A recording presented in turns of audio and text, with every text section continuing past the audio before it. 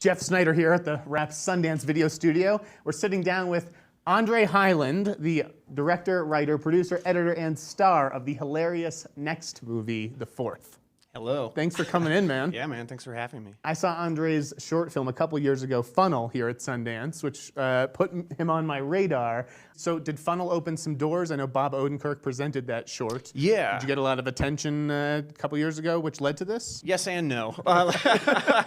As far as Funnel, it opened up doors because the last several years I'd spending a lot of time on TV and I'd done a few Comedy Central pilots that didn't get picked up. But as far as The Fourth goes, it's really cool because it's a lot of people, friends and people I've worked with for years, and it was very like under the radar, not in a secret way, but just in a very casual way it was made. Like I wrote it in April and we're here now. Like, wow. You know what I mean? So like, that's incredible. And I'm really excited about it because it's like the people I'm just friends with and people that came in and a lot of favors, and like Michael Rizzo, who I've worked with, he's my manager and he produced on it also, and like, you know, it was just like everybody, and like my girlfriend Anna's in it, she plays a character, and just a lot of friends. Anyways, awesome, just because there's a lot of friends in it, and it felt very casual. And tell us a little bit about what the film is about. It's about a dude, that's me, this character, Jamie, and he's basically trying to have a 4th of July cookout, and he's got sort of an overbearing roommate who's always giving him trouble about, he's overbearing, you get what he is, and then he wants to have a party while he's out of town, and he basically borrows his bike and leaves the house, and it sort of, things don't go that great, and it sets him off on this sort of terrible adventure trying to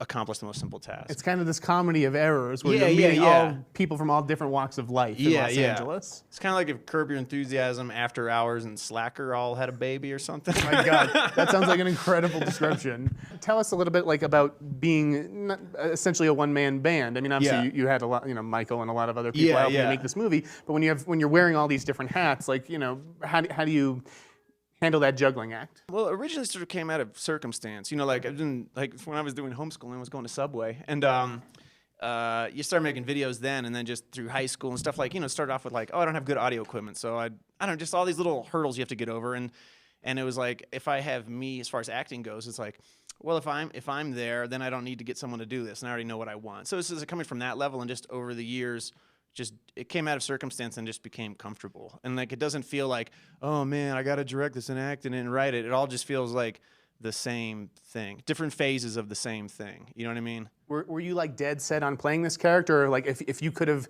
gotten a bigger budget, but that would have necessitated the casting of a star, would you have done it? Or not for this movie. Okay. It wouldn't have made sense for this one. I mean, I'm not opposed to, like, I'd like to do projects where we can bring other people in that, but I'd want to still make it with the same mentality where it feels like it's just something we're doing in our backyard. You know what I mean?